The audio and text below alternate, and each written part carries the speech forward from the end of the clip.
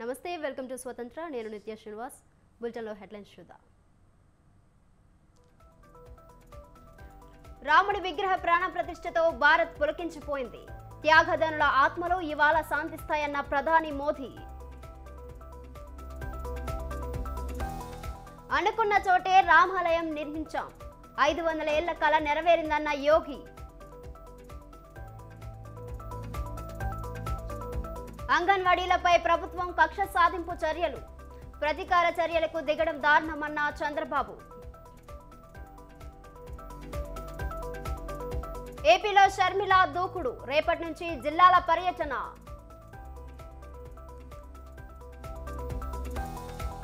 అసెంబ్లీలో జ్యోతిరావు పూలే విగ్రహాన్ని ఏర్పాటు చేయాలన్న కవిత, అధికారంలో ఉన్నప్పుడు ఆలోచన రాలేదా అంటూ పొన్నం ఫైర్.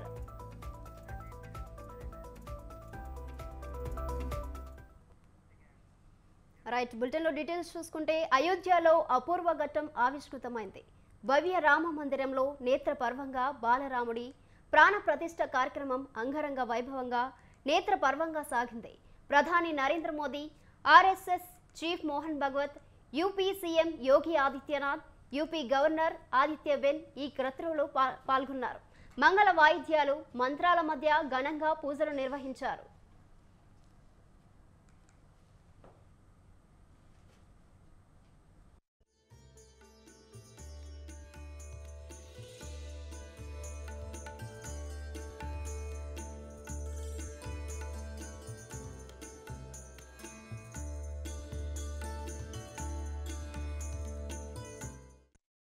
అనంతరం గర్భగుడిలో బాలరాముడి విగ్రహాన్ని ప్రతిష్ఠించి ప్రాణ ప్రతిష్ఠ క్రతువును జరిపి నిర్ణీత ముహూర్తానికి విగ్రహం కళ్ళపై అడ్డంకులను తొలగించారు. వేద మంత్రాల మధ్య ప్రధాని మోదీ బాలరాముడికి మొదట పుష్పాంజలి సమర్పించారు. పూజారులు అశ్నోత్తర శతనామాలతో అర్పించిన అనంతరం ప్రధాని పుష్పాలు సమర్పించి మంత్రపుష్పం సమర్పించారు, ఛత్రం సమర్పించారు. పూజారుల ఆధ్వర్యంలో మోదీ స్వయంగా బాలరాముడికి పూజలు చేశారు. అదే సమయంలో హెలికాప్టర్లు రామ మందిరంపై పూల వర్షం కురిపించాయి.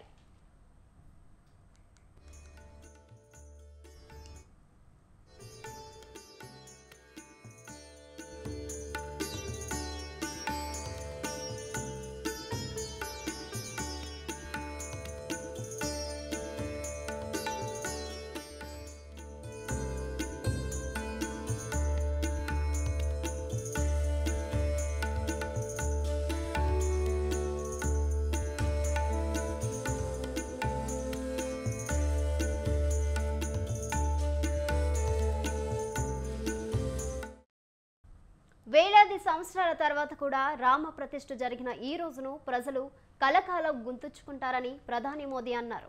శతాబ్దాల నిరీక్షణకు తెరదించుతూ శ్రీరాముడు ఎట్టకేలకు మన ముందుకు వచ్చారని అన్నారు. శతాబ్దాల సహనం, కృషి, త్యాగాల ఫలితమే ఈ రోజు రాముడు తిరిగి వచ్చారని అన్నారు. దశాబ్దాల పాటు న్యాయ పోరాటం జరిగిందని, న్యాయాన్ని గెలిపించిన భారతదేశ న్యాయ వ్యవస్థకు కృతజ్ఞతలు తెలియజేసుకుంటున్నానని అన్నారు.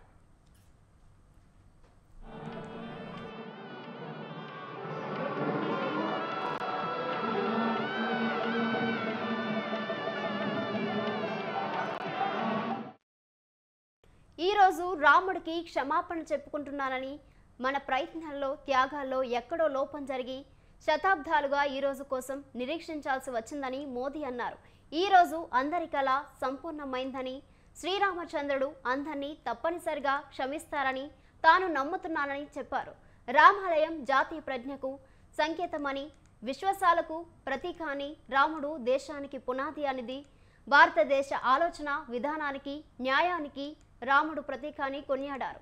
దేశ కీర్తి పతాకం శ్రీరాముడని, రాముడిని గౌరవించుకుంటే ఆ ప్రభావం శతాబ్దాలు, వేలాది సంవత్సరాల పాటు ప్రజలపై ఉంటుందని అన్నారు. రామాలయ ప్రాణ ప్రతిష్ఠ కార్యక్రమానికి హాజరైన ప్రజలందరికీ పేరు పేరున ప్రధాని అభినందనలు తెలిపారు.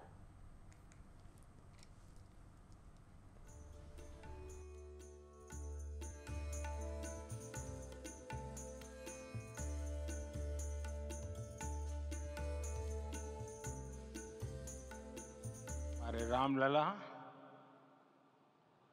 अब टेंट में नहीं रहेंगे।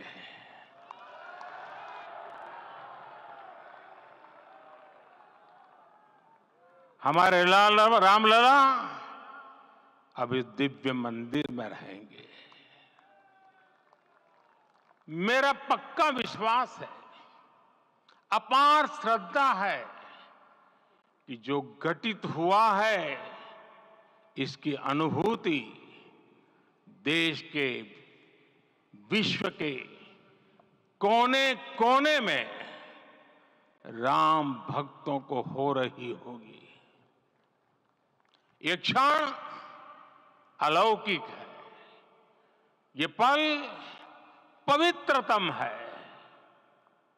ये माहौल, ये वातावरण, ये ऊर्जा, ये घड़ी प्रभु श्री राम का हम सब पर आशीर्वाद। ఇక అయోధ్యలో కాల్పులు కర్ఫ్యూలో ఉన్నవని యూపీ సీఎం యోగి ఆదిత్యనాథ్ అన్నారు. 500 ఏళ్ల నాటి భారతీయుల కళ నెరవేరిందని, ప్రధాన సమాజం తమ దేవుడికి సరైన స్థానం కల్పించడానికి ఇంత కష్టపడాల్సి రావడం చరిత్రలో మొదటిసారి అని అన్నారు. రామ మందిరం కోసం ఎంతో మంది ప్రాణత్యాగం చేశారని గుర్తు చేశారు యోగి ఆదిత్యనాథ్. ప్రపంచంలోనే అత్యంత ప్రజాదరణ పొందిన నేత మోదీ అని అన్నారు. 100 वर्षों के लंबे अंतराल के उपरांत आज के इस चिर प्रतीक्षित मौके पर अंतर मन में भावनाएं कुछ ऐसी हैं कि उन्हें व्यक्त करने के लिए शब्द नहीं मिल रहे हैं। मन भावुक है, भाव विभोर है, भाव विह्वल है। निश्चित रूप से आप सब भी ऐसा महसूस कर रहे होंगे। आज इस ऐतिहासिक और अत्यंत पावन अवसर पर भारत का हर नगर, हर ग्राम अयोध्या धाम है। हर मार्ग श्री राम जन्मभूमि की ओर आ रहा है। हर मन में राम नाम है, हर आंख हर्ष और संतोष के आंसू से भीगा है। हर जीवा राम राम जप रही है। रोम रोम में राम रमे हैं। पूरा राष्ट्र అయోధ్యలో రామ్ లల్లాతో భారత్ ప్రతిష్ట తిరిగి వచ్చినట్లయిందన్నారు సర్స్వంగ్ చాలక్ మోహన్ భగవత్. ప్రపంచానికి మార్గదర్శనం చేసే నయా భారత్ ఖచ్చితంగా ఉద్భవిస్తుందన్నారు. రాముడి కోసం కోట్లాది గళాలు స్మరించాయన్నారు. రాముడు ధర్మం, త్యాగనిరీతికి ప్రతీక అన్నారు. అందరినీ సమన్వయం చేసుకుని ముందుకు వెళ్లడమే మన ధర్మం అన్నారు. పేదల సంక్షేమానికి కేంద్ర ప్రభుత్వం అనేక కార్యక్రమాలు చేపట్టిందని వెల్లడించారు.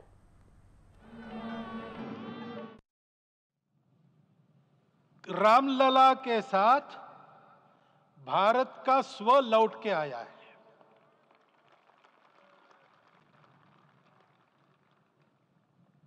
और संपूर्ण विश्व को त्रासदी से राहत देने वाला एक नया भारत खड़ा होके रहेगा, इसका प्रतीक आज का कार्यक्रम बन गया है।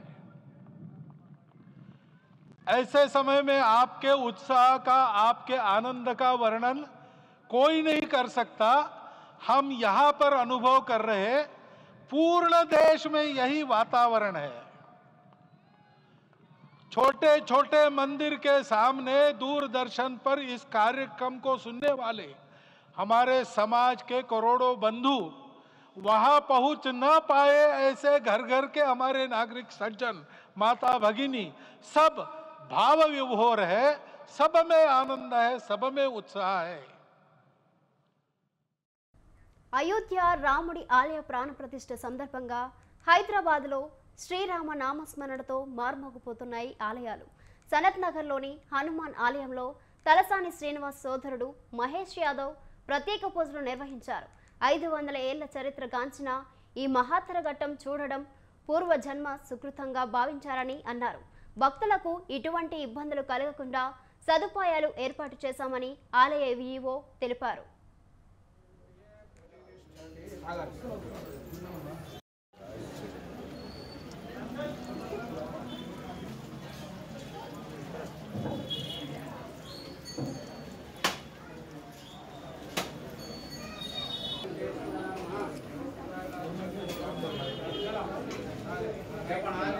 అందరికీ భక్తులు వెళ్ళి చూపించాలి.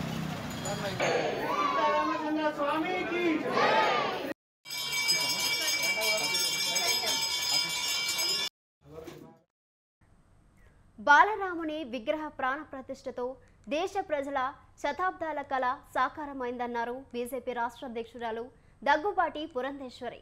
శ్రీశైల మల్లన్నను దర్శించుకుని ప్రత్యేక పూజలో పాల్గొన్నారు.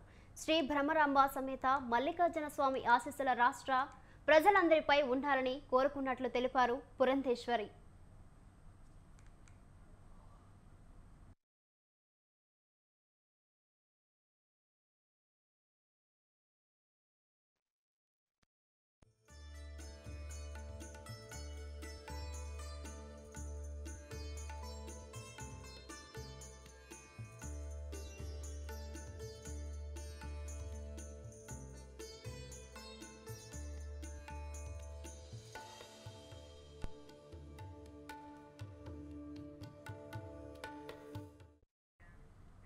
బాలరాముని విగ్రహ ప్రాణప్రతిష్ఠ సందర్భంగా ధర్మకార్య ఉత్సవ సమితి ఆధ్వర్యంలో సిద్దిపేట పట్టణంలో శ్రీరామ శోభయాత్ర కన్నుల పండుగగా సాగింది.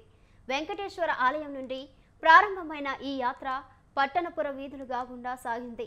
శ్రీరాముని విగ్రహంతో సాగిన ఈ యాత్రలో ప్రజలు పెద్ద సంఖ్యలో హాజరయ్యారు. విగ్రహ ప్రాణప్రతిష్ఠ కార్యక్రమం అనంతరం 2000 మందికి అన్నప్రసాద వితరణతో పాటు కరసేవకుల్ని సత్కరించినట్లు సమితి సభ్యులు పేర్కొన్నారు. రాఘవం దశరథాత్మజం అప్రమేయం సీతాపతిం రఘుకులాన్వయ రత్నదీపం ఆజానుబాహుం అరవింద దళాయతాక్షం రామం నిశాచర వినాశకరం నమామి అనే ఒక దేవుడి శ్రీరాముడి నామస్మరణతో భారతదేశమంతా కూడా జాతీయ పండుగగా ఈ యొక్క పండుగను నిర్వహించుకుంటా ఉంది. బాల ప్రతిష్టను శ్రీరాముని యొక్క భవ్య మందిరాన్ని ఈ హిందూ బంధువులంతా కోట్లాది బంధువులంతా ధరించనున్నారు. దానికిలోనే జాగృతం చేయాలనేటువంటి సంకల్పంతో ఈ కార్యక్రమాన్ని ధర్మకార్య ఉత్సవ సమితి వారం రోజుల నుండి కార్యక్రమాన్ని నిర్వహిస్తూ తెలంగాణలో ఉన్నటువంటి ప్రైవేట్ పాఠశాలల యాజమాన్య సంఘం నుండి మేము కూడా ఈ కార్యక్రమం. అన్నమయ్య జిల్లా తంబళ్లపల్లె నియోజకవర్గం బి కొత్తపేట పట్టణంలో జరిగిన శోభయాత్ర జై శ్రీరామ్ నినాదాలతో మార్మోగింది. పోకనాటి వీధిలోని కోదండరామస్వామి ఆలయం నుండి ప్రారంభమైన ఈ యాత్ర పట్టణ ప్రధాన వీధుల గుండా సాగింది. యువత భారీ సంఖ్యలో పాల్గొని రామలక్ష్మణ జానకి జై జై బజరంగ బలి అంటూ చేసిన నినాదాలు హోరెత్తాయి. విగ్రహ ప్రాణప్రతిష్ఠ ముహూర్తాన కోదండరామస్వామి ఆలయంలో మహామంగళహారతి అనంతరం ఉత్సవ విగ్రహాల ఊరేగింపు కళాశాలతో మహార్యాలీ ఉంటుందన్నారు నిర్వాహకులు.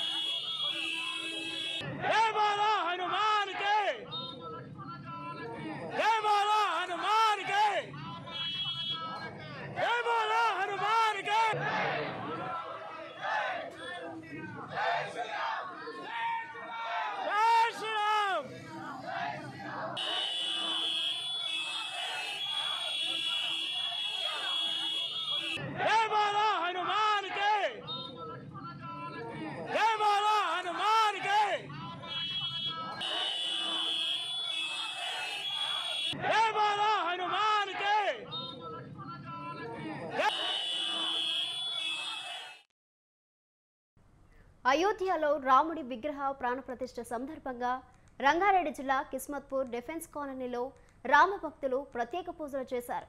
యాదాద్రి కాలనీ నుంచి డిఫెన్స్ కాలనీ రామాలయం వరకు భారీ ర్యాలీని నిర్వహించారు. నిర్వాహకుల వెంకట నరసయ్య అమర్నాథ్ల ఆధ్వర్యంలో కొనసాగిన ర్యాలీలో భక్తులు భజనలు చేశారు. అనంతరం శ్రీరామునికి పూలు పండ్లు సమర్పించారు. అన్నదాన కార్యక్రమంలో పాల్గొన్నారు.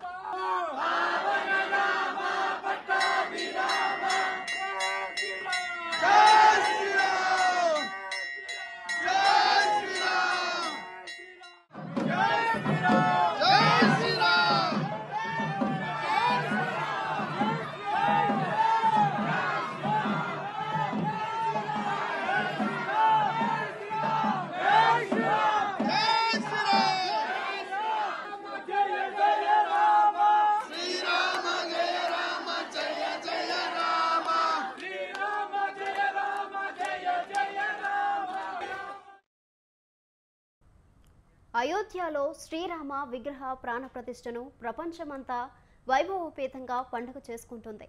భారతీయులకు రాముడే ఆత్మ అంటే అతిశయోక్తి కాదు. ప్రతి తండ్రి రాముడి లాంటి కొడుకు కావాలని కోరుకుంటాడు. అంతగా ప్రజల మనస్సులో నిలిచిపోయిన గొప్ప వ్యక్తిత్వం గలవాడు కాబట్టే రాముడు దేవుడయ్యాడు, ప్రపంచానికే ఆదర్శమయ్యాడు. రాముడి విశేష గుణాలను తెలుసుకుందాం.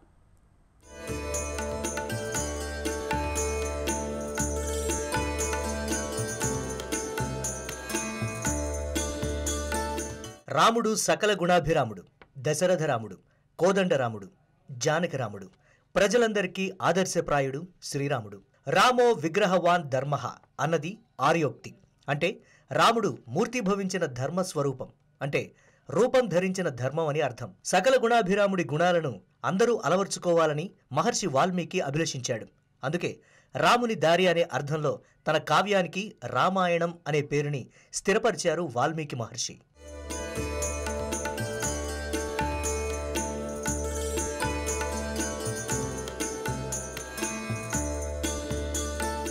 రామాయణం ఆది కావ్యం అంటారు. భవిష్యత్తు దర్శించగల సష్ట్రా అయిన వాల్మీకి ముందు యుగాల ప్రజలు అందరికీ ధర్మబోధన చేసే దృష్టితో రామాయణంలోని ధర్మాలపై ప్రత్యేకమైన దృష్టి నిలిపి రచించారు. మానవుల జీవితానికి అత్యంత సన్నిహితంగా మెలిగిన అవతారం రామావతారం. రాముడు పరిపూర్ణమైన మానవుడిగా ప్రవర్తించాడు.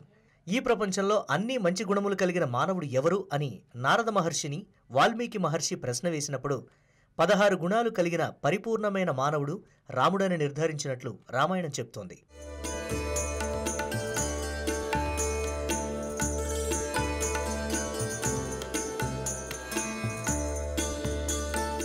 సామాన్య మానవుడి జీవితంతో శ్రీరాముడి జీవితం మమేకమైపోయింది. ఆయన మానవుడిగా పుట్టాడు, మానవుడిగా పెరిగాడు. తండ్రికిచ్చిన మాట నిలిపేందుకు రాజ్యాన్ని, చక్రవర్తి పదవిని త్యజించాడు. కష్టాలను పడ్డాడు. ఎన్ని కష్టాలు వచ్చినా ధర్మ మార్గాన్ని మాత్రం వీడలేదు. శరణన్న వారిని రక్షించాడు. తన బల పరాక్రములతో శత్రువులను గెలిచాడు. రాజుగా ఆదర్శవంతమైన పాలన అందించాడు. అందుకే సుపరిపాలనను రామరాజ్యం అంటారు. అంతటి సకల గుణాలు కలిగిన మానవుడు కాబట్టే దైవంగా కొలుస్తారు.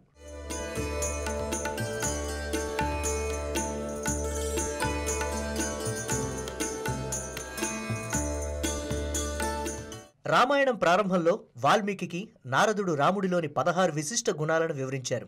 అవి 1 గుణవంతుడు, 2 వీర్యవంతుడు, 3 ధర్మాత్ముడు, 4 కృతజ్ఞతాభావం కలిగినవాడు, 5 సత్యం పలికేవాడు, 6 దృఢమైన సంకల్పం కలిగినవాడు, 7 చారిత్రము కలిగినవాడు, 8 అన్ని ప్రాణుల హితవు కోరేవాడు, 9 విద్యావంతుడు, 10 సమర్థుడు, 11 ఎన్నిసార్లు చూసినా మళ్లీ మళ్లీ చూడాలనిపించేంతటి సౌందర్యవంతుడు, 12 ధైర్యవంతుడు, 13 క్రోధాన్ని జయించినవాడు, 14 తేజస్సు కలిగినవాడు, 15 ఎదుటివారిలో మంచిని చూసేవాడు, 16 అవసరమైనప్పుడు కోపాన్ని తెచ్చుకోగలిగినవాడు.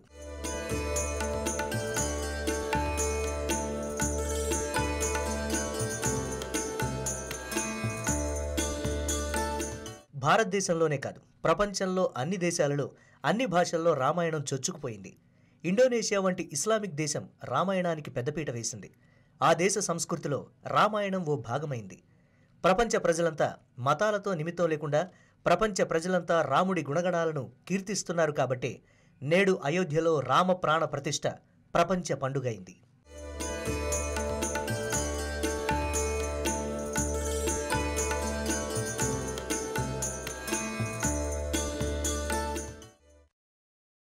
అయోధ్య భవ్య రామ మందిర ప్రాణప్రతిష్ఠ కార్యక్రమానికి దేశంలో వందలాది మంది ప్రముఖులు హాజరయ్యారు. ప్రముఖులు, సినీతారులు, రాజకీయ నాయకులు, కేంద్ర మంత్రులు, పారిశ్రామికవేత్తలు, ఆధ్యాత్మిక ప్రముఖులతో రామాలయ ప్రాంగణం కలకలలాడింది. ఆనందం వెల్లివిరిసింది. అపూర్వ రీతిలో నేత్రపర్వంగా జరిగిన కార్యక్రమానికి పలు రంగాలకు చెందిన ఇంతమంది ప్రముఖులు హాజరు కావడం విశేషం.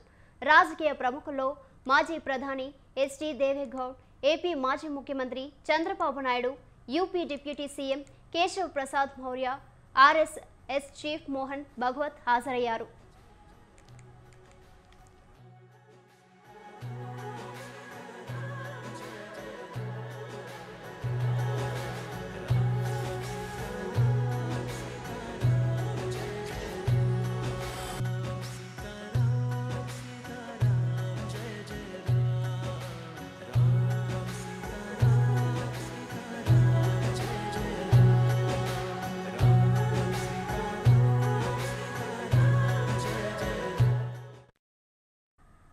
పారిశ్రామికవేత్తలలో ముఖేష్ అంబానీ, అనిల్ అంబానీ, గౌతమ్ అదానీ, ఆదిత్య బిర్లా, కుమారమంగళం బిర్లా, అనన్య బిర్లా, ఆకాష్ అంబానీ, ఆయన భార్య సలోకా మెహతా, సునీల్, భారతి మిట్టల్ ఇతరులు హాజరయ్యారు.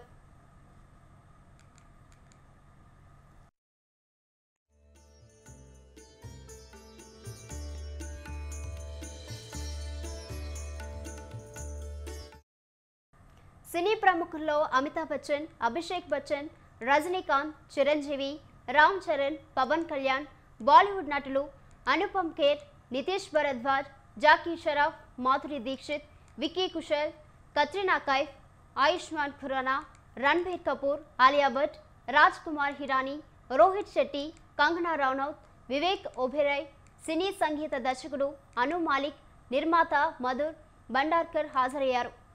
ప్లే బ్యాక్ గాయకుడు సోను నిగమ్ కూడా హాజరయ్యారు.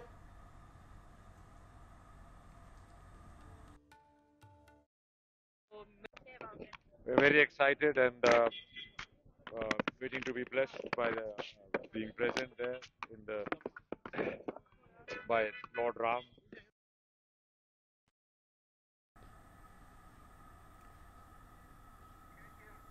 క్రీడా రంగ ప్రముఖుల్లో సచిన్ టెండూల్కర్, సునీల్ గవాస్కర్, అనిల్ కుంబ్లే, మహిళా క్రికెటర్ మిథాలీ రాజ్, బ్యాడ్మింటన్ క్రీడాకారిణి సైనా నెహ్వాల్ హాజరయ్యారు. నోబెల్ బహుమతి విజేత కైలాస్ సత్యార్థి కూడా కార్యక్రమంలో పాల్గొన్నారు. ఆధ్యాత్మికవేత్తలు స్వామి చిందానంద్ సరస్వతి, బాగేశ్వర్ ధామ్కు చెందిన ధీరేంద్ర శాస్త్రి, యోగా గురు రామ్దేవ్, ఇతర ప్రముఖుల్లో జానపద గేయ కళాకారిణి మాలిని అవస్థి హాజరయ్యారు. ఆమె రామభజన పాడారు. సెన్సార్ బోర్డు చైర్మన్ ప్రసూర్ జోషి కూడా హాజరయ్యారు.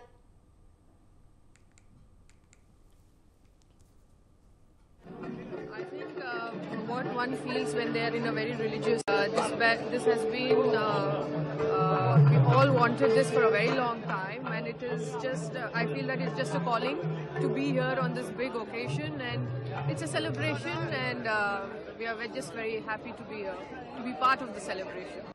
పితృవాక్య పరిపాలకుడు, సత్యధర్మాలను గౌరవించేవాడు, అందరివాడు మన శ్రీరాముడు. మన దేశంలో విభిన్న వర్గాల మధ్య మానవత్వ విలువలను పెంచుతోంది మన అయోధ్య. ఆ అయోధ్యలో సరయూ నదీ తీరంలో తన జన్మస్థానంలో బాలరాముడిగా మన శ్రీరామచంద్రుడు. మళ్ళీ అయోధ్యకాండకు శ్రీకారం. ప్రతి గుండె గుడిలో మారుమ్రోగుతోంది శ్రీరామనామం. శ్రీరామచంద్రుణ్ణి మనస్ఫూర్తిగా ప్రేమించే మీ అందరికీ ప్రేమపూర్వక శుభాకాంక్షలు, భక్తిపూర్వక అభినందన మందారాలు. జై శ్రీరామ్. हम सब के लिए बहुत ही बड़ा दिन है और मेरा सौभाग्य है कि मुझे यहाँ पे आने का मौका मिला और राम जी के दर्शन होंगे यहाँ पे, तो we are waiting for the moment जब हम सबको दर्शन मिलेंगे और बहुत ही बड़ा दिन है और बिल्कुल कोई खुशी नहीं, मतलब मैं जाहिर नहीं कर सकती हम कितने खुश हैं. देखते हैं और मैं आने वाले टाइम में यही बोलूँगी, लोग आए यहाँ पे, मेहनत के साथ साथ आस्था भी रखें और देखते हैं दर्शन कैसे रहेंगे. Today it's been quite emotional for me, and at the time of Pran Pratishtha, tears have started rolling unknowingly, and it's quite emotional. Maybe the collective pain of the nation for the last few generations and a few centuries, I think, finally it fulfilled. And this has strengthened Bharat as a nation, and also it has unified more. And always when we look for Ram or Balaji, we'll go for Tirumala. I think from, especially from southern part, I'll see, we'll come back to Ayodhya now. We'll come back to Ayodhya, and I feel like doing something for Ayodhya. Maybe in coming days I would do something.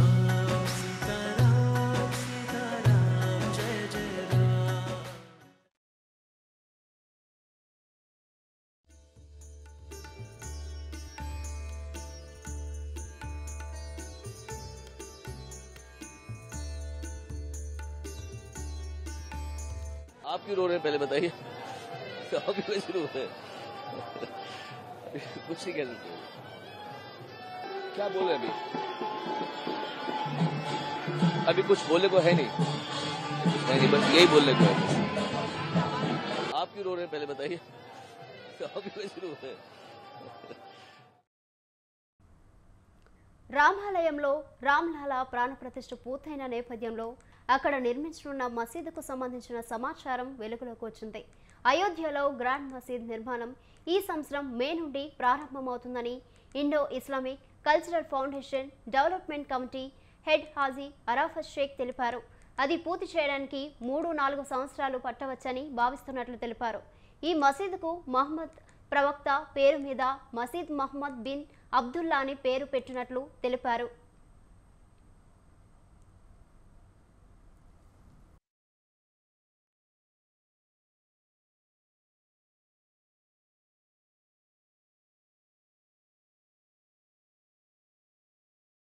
Andhra Pradesh చీఫ్గా బాధ్యతలను చేపట్టిన షర్మిల దూకుడు పెంచుతున్నారు. రాష్ట్రంలో కాంగ్రెస్కు పూర్వ వైభవం తీసుకొచ్చే బాధ్యతలను భుజాలపై వేసుకున్న ఆమె కార్యాచరణను సిద్ధం చేసుకున్నారు. క్షేత్రస్థాయిలో అందరినీ కలుపుకుని పోవడం, కీలక నేతలను పార్టీలోకి తీసుకురావడం వంటి వాటిపై ప్రధానంగా ఆమె ఫోకస్ చేశారు. పార్టీని బలోపేతం చేయాలని షర్మిల డిసైడ్ అయ్యారు. ఇందులో భాగంగా రేపటి నుంచి జిల్లాల యాత్రను చేపడుతున్నారు. రేపు శ్రీకాకుళం జిల్లా నుంచి ఆమె జిల్లాల పర్యటన ప్రారంభం కానుంది. కాంగ్రెస్ పార్టీకి పూర్వ వైభవం వస్తుందనడానికి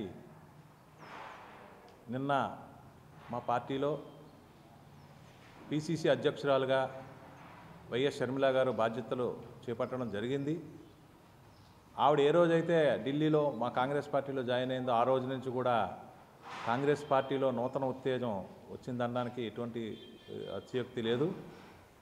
అందులో భాగంగా రేపు అప్పుడు గతంలో వైఎస్ రాజశేఖర రెడ్డి గారు పాదయాత్ర చేసి ఇచ్చాపురంలో ముగింపు సభ చేయడం జరిగింది. ఎక్కడైతే ముగింపు చేశారో ఇచ్చాపురంలో అక్కడి నుంచి వైఎస్ షర్మిల గారు రేపు ఈ జిల్లాల పర్యటన ప్రారంభం కానున్నది. అందులో భాగంగా రేపు మధ్యాహ్నం 2వ విడతగా విజయనగరం రానున్నారు.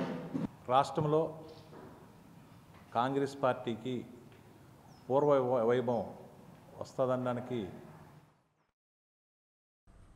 దావోస్ పర్యటన ముగించుకుని ముఖ్యమంత్రి రేవంత్ రెడ్డి హైదరాబాద్కు చేరుకున్నారు. బేగంపేట ఎయిర్పోర్ట్లో ఆయనకు అధికారులు స్వాగతం పలికారు. కాగా దావోస్లో జరిగిన వార్షిక సమ్మిట్లో పాల్గొని తెలంగాణకు 40,000 కోట్ల పెట్టుబడులు తీసుకొచ్చేందుకు సీఎం రేవంత్ రెడ్డి ఒప్పందాలు కుదుర్చుకున్నారు.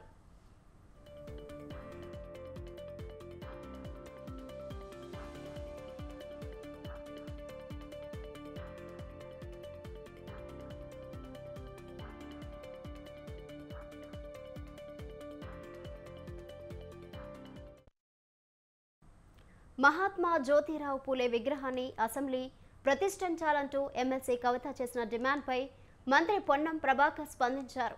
ఈ వ్యవహారానికి సంబంధించి ఎక్స్ వేదికగా మంత్రి గట్టి కౌంటర్ ఇచ్చారు. మహోన్నతుడు మహాత్మా జ్యోతిరావు పూలే విగ్రహాన్ని అసెంబ్లీలో ప్రతిష్ఠించాలని అనడం విడ్డూరంగా ఉందని తెలిపారు.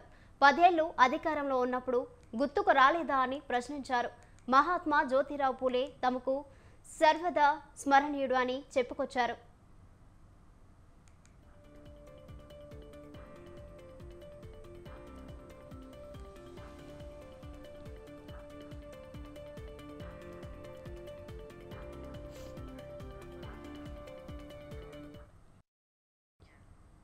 తెలంగాణ కేబినెట్ విస్తరణకు ముహూర్తం ఫిక్స్ అయిందా?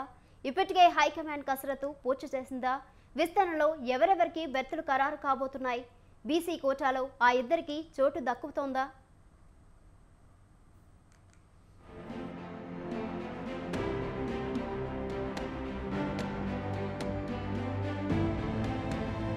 తెలంగాణ కేబినెట్ విస్తరణకు ముహూర్తం ఖరారైంది.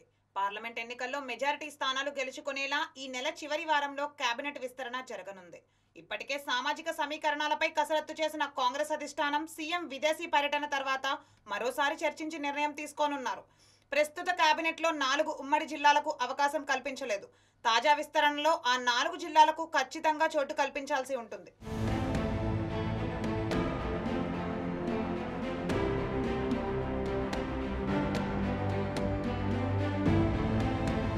ప్రస్తుత కేబినెట్లో ఉమ్మడి ఖమ్మం జిల్లా నుంచి 3, వరంగల్ నుండి 2, నల్గొండ నుంచి 2, మహబూబ్ నగర్ నుండి సీఎంతో కలుపుకొని 2, కరీంనగర్ నుండి 2, మెదక్ నుండి 1 కేబినెట్లో ఉన్నారు. కులాల వారీగా చూస్తే రెడ్డి సామాజిక వర్గం నుండి 4, బీసీ నుండి 2, ఎస్సీ నుండి 2, కమ్మ కమ్యూనిటీ నుంచి 1, వెలమ నుంచి 1, ఎస్టీ నుంచి 1 చొప్పున కేబినెట్లో ఉన్నారు.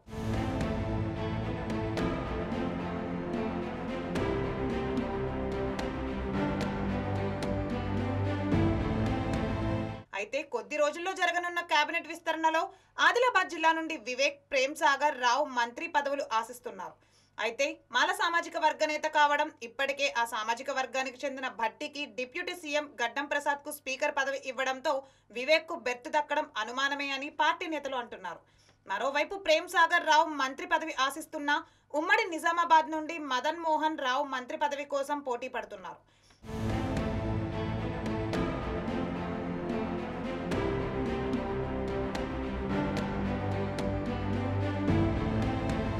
ఇక ఉమ్మడి నిజామాబాద్ నుండి సుదర్శన్ రెడ్డి మంత్రి పదవి ఆశిస్తున్నారు. అయితే సీఎంతో పాటు ఇప్పటికే 4 రెడ్డి సామాజిక వర్గం నేతలు కేబినెట్లో ఉన్నారు. దీనికి తోడు ఉమ్మడి రంగారెడ్డి నుంచి మల్రెడ్డి, రంగారెడ్డి మంత్రి పదవికి పోటీ పడుతూ ఉండడంతో సుదర్శన్ రెడ్డికి గట్టి పోటీ తప్పేట్లు లేదు. ఉమ్మడి రంగారెడ్డి నుండి ఒకరికి ఖచ్చితంగా అవకాశం కల్పించాల్సిన పరిస్థితి ఉన్నా ఆయనకు రెడ్డి సామాజిక వర్గం ప్రతిబంధకంగా మారింది. ప్రస్తుత కేబినెట్లో 2 బీసీ, 1 ఎస్టీ నేత ఉండడంతో బీసీలోనే మరో సామాజిక వర్గం నేతకు అవకాశం ఇవ్వాలని కాంగ్రెస్ పెద్దలు భావిస్తున్నారనే టాక్ వినిపిస్తోంది.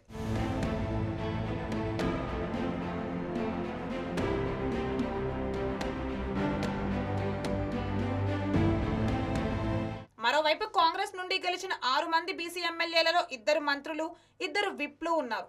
మరో 2 వెయిటింగ్ లిస్ట్ లో ఉన్నారు.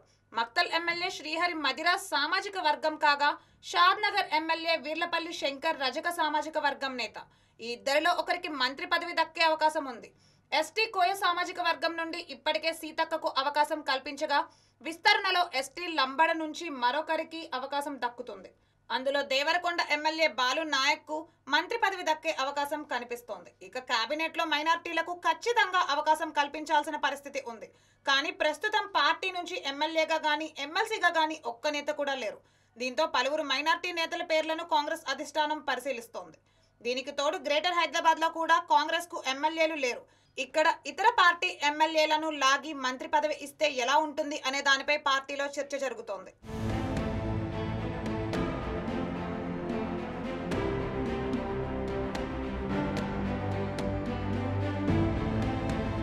ఇక మాదిగ సామాజిక వర్గ నేతలు మరో మంత్రి పదవిని ఆశిస్తున్నారు.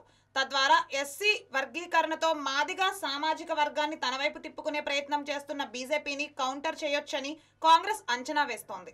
అలాగే గత ప్రభుత్వ కేబినెట్లో సామాజిక న్యాయం లేదని విమర్శలు చేసిన కాంగ్రెస్ ఇప్పుడు తమ కేబినెట్లో సామాజిక న్యాయం పాటించేలా విస్తరణ చేయాలని భావిస్తోంది. మరి సామాజిక సమీకరణలు ఎంత మేర అమలవుతాయో చూడాలి.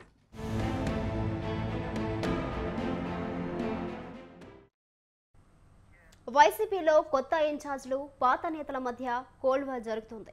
నియోజకవర్గంలో ఆధిపత్యం కోసం ఒకరిపై ఒకరు కత్తులు దూసుకుంటున్నారు. కొత్త వారికి సహకరించేది లేదని సిట్టింగ్ ఎమ్మెల్యేలు తెగేసి చెబుతున్నారు. ఈ విషయంలో అధిష్టానం మాటను సైతం పక్కన పెడుతున్నారు వైసీపీ ఎమ్మెల్యేలు. తమకు టికెట్ ఇస్తే గెలిపిస్తాం, వేరే వారికి టికెట్ ఇస్తే ఓడిస్తామంటూ వైసీపీ హైకమాండ్ను తెగ టెన్షన్ పెడుతున్నారట వైసీపీ సిట్టింగ్ ఎమ్మెల్యేలు.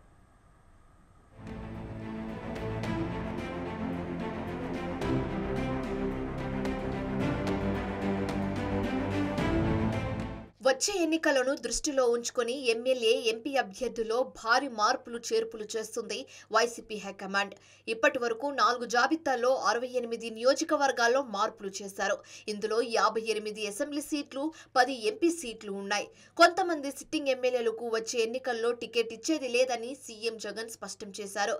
ఇంకొంతమందికి వేరే నియోజకవర్గాల బాధ్యతలు అప్పగించారు. ఈ పరిణామాలతో వైసీపీ నేతలు భగ్గుమంటున్నారు. కొత్తగా అసెంబ్లీ బాధ్యతలు అప్పగించిన వారికి సహకరించేది లేదని కుండబద్దలు కొడుతున్నారు. టికెట్ తమకే కావాలని పట్టుపడుతున్నారు. ఇంకా ఎన్నికలకు సమయం ఉండడంతో వైసీపీ అధిష్టానంపై ఒత్తిడి పెంచే పనిలో ఉన్నారు. మరోవైపు తమ నాయకుడికి ఎమ్మెల్యే సీటు కావాలని, లేదంటే పార్టీకి గుడ్ బై చెప్తామని అంటున్నారు ద్వితీయ శ్రేణి నేతలు.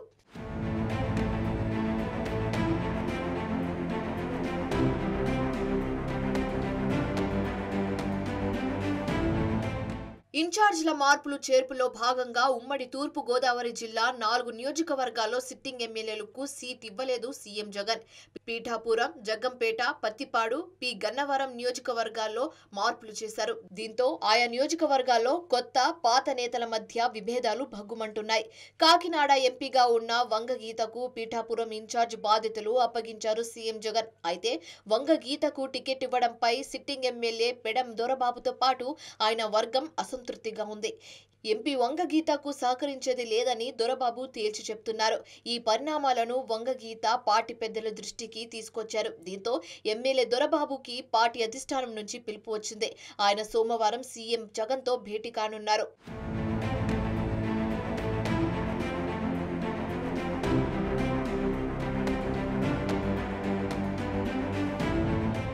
ఇక పత్తిపాడు నియోజకవర్గ అసెంబ్లీ ఇన్ఛార్జ్ బాధ్యతలు మాజీ ఎమ్మెల్యే వరపుల సుబ్బారావుకి అప్పగించారు సీఎం జగన్. దీంతో పత్తిపాడు సిట్టింగ్ ఎమ్మెల్యే పర్వత ప్రసాద్, వరపుల వర్గాల మధ్య ఆధిపత్య పోరు కొనసాగుతుంది.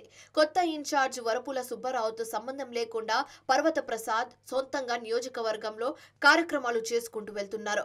ఇక జగ్గంపేట నియోజకవర్గంలో మాజీ మంత్రి తోట నరసింహంకి సమన్వయకర్త బాధ్యతలు అప్పగించారు. దీంతో సిట్టింగ్ ఎమ్మెల్యే జ్యోతుల చంటిబాబు, తోట నరసింహం మధ్య విభేదాలు భగ్గుమంటున్నాయి.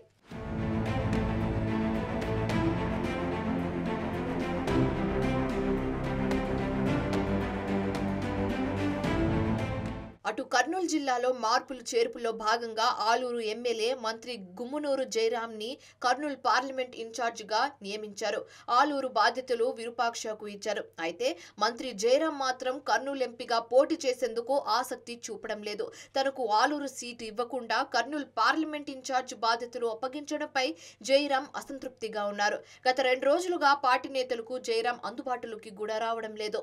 మరోవైపు మరో మంత్రి నారాయణ స్వామిని జీడీ నెల్లూరు అసెంబ్లీ సెగ్మెంట్ నుంచి చిత్తూరు పార్లమెంట్ ఇన్ఛార్జ్ బాధ్యతలు అప్పగించారు. అయితే స్థానిక నేతలు మాత్రం మంత్రి నారాయణ స్వామికే టికెట్ ఇవ్వాలని డిమాండ్ చేస్తున్నారు.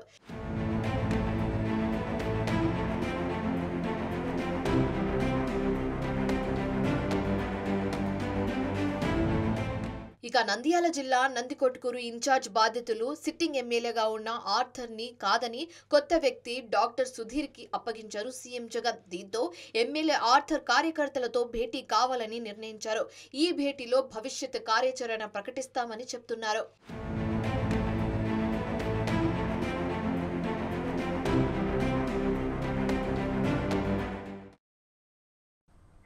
ఆర్టీఏ చెక్ పోస్టులో జరుగుతున్న అవినీతిపై ఏసీబీ అధికారులు ఫోకస్ పెట్టారు. వాహన రుసుముల్లో అవకతవకలకు పాల్పడుతున్నట్లు సమాచారం రావడంతో అన్ని చెక్ పోస్టుల్లో తనిఖీ చేస్తున్నారు. జిల్లాలో అనధికారికంగా ఉంచిన 2 లక్షల రూపాయలను స్వాధీనం చేసుకున్నామని డీఎస్పీ వెంకటాద్రి తెలిపారు. అలాగే 2 అధికారులను అదుపులోకి తీసుకున్నామని, నిబంధనలు అతిక్రమించినట్లు రుజువైతే చర్యలకు ఆదేశించనున్నట్లు వివరించారు. ఏసీబీ డీజీపీ గారు శ్రీ కె రాజేంద్ర రెడ్డి గారి ఆదేశాల మేరకు ఉదయం సుమారు 3 గంటల ప్రాంతంలో ఆయన గారి ఉత్తర్వుల మేరకు ఆదేశాల మేరకు ఈ ఆర్టీఏ చెక్ పోస్ట్ పుల్లూరు దగ్గర ఉన్న ఈ పంచలింగాల చెక్ పోస్ట్ని ఆకస్మికంగా తనిఖీ చేయడం జరిగింది. అందులో భాగంగా తనిఖీ చేయగా అందులో అక్రమంగా 2,02,890 రూపాయలు వాళ్ళ దగ్గర ఉండడం జరిగింది. దాన్ని వెరిఫై చేస్తున్నాము. అలాగే దీనిపైన ఇంతకుముందు కూడా ప్రజల నుంచి చాలా వరకు ఫిర్యాదులు రావడం జరిగింది. అలాగే స్పందన పిటిషన్లో కూడా 14400 ఇందులో డబ్బులు తీసుకున్నారు. గిరిజన కుంభమేళగా చెప్పబడే ఆదిలాబాద్ జిల్లా ఇంద్రవెల్లి నాగోబా జాతరకు రంగం సిద్ధమవుతుంది.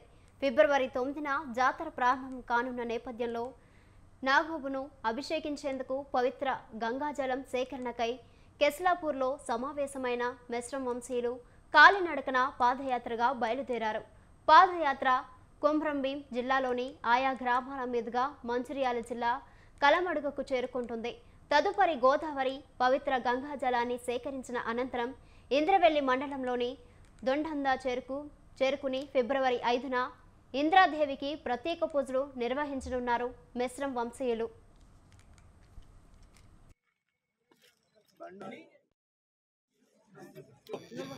పవిత్రమైన గంగాజలం కోసం మేము పాదయాత్ర బయలుదేరుతున్నాం. ఈరోజు ఇక్కడ నుంచి ఇంద్రవెల్లి మండలం కెస్లాగూడలో బాస చేసి మరి 22కు గుంజాల గ్రామం నార్నూర్ మండలంకి అక్కడ బాస చేస్తాం. ఇట్లనే తిరిగి 7 బాసలు చేసుకుంటా 8వ రోజు 28 తారీఖు మేము అక్కడ పవిత్రమైన గంగాజలం పూజ చేసి నైవేద్యం పెట్టి గోదావరిలో హస్తనమడుగు కలమడుగు దగ్గర హస్తనమడుగులో పూజలు చేసి అక్కడి నుంచి తిరిగి ప్రయాణంలో 29 తారీఖున ఉట్నూరు వచ్చి బాస చేసి అక్కడి నుంచి మళ్ళీ 30 తారీఖున దొడద వచ్చి దొడదలో బాస చేసి అక్కడి నుంచి మేము మళ్ళీ 4వ తారీఖున అక్కడి నుంచి పాదయాత్రలో వెళ్ళి 9 తారీఖున మహాపూజ మేము నిర్వహిస్తాం. పవిత్రమైన గంగాజలం కోసం మేము వైఎస్ వివేకానందరెడ్డి హత్య కేసులో A4 దస్తగిరికి నాన్ బెయిలబుల్ వారెంట్ను జారీ చేసింది నాంపల్లి సిబిఐ కోర్టు. పిటిషన్పై విచారణ చేసిన కోర్టు ఈ మేరకు వారెంట్ను జారీ చేసింది. తదుపరి విచారణను జనవరి 29కి వాయిదా వేసింది. ప్రస్తుతం కడప సబ్ జైల్లో దస్తగిరి అన్నారు.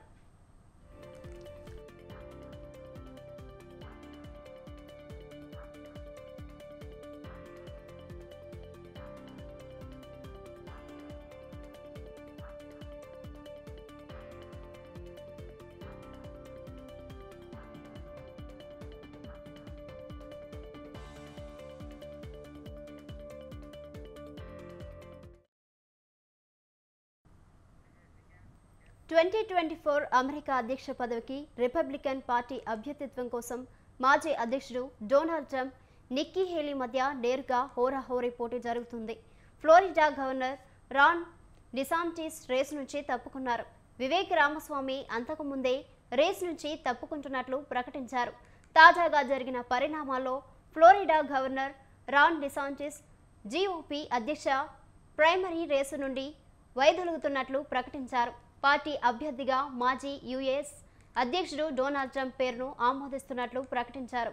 దీంతో డొనాల్డ్ ట్రంప్కు వ్యతిరేకంగా రేసులో మిగిలి ఉన్న ఏకైక రిపబ్లికన్ నిక్కీ హేలీ అయ్యారు.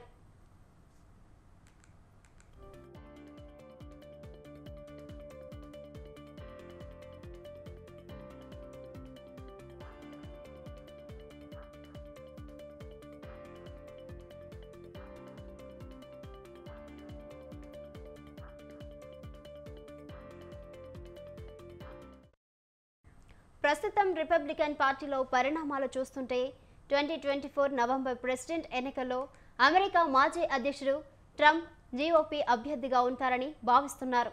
ఈసారి అధ్యక్ష ఎన్నికలు 2020 ఎన్నికలకు పునరావృతం కాగలవని రాజకీయ విశ్లేషకులు భావిస్తున్నారు.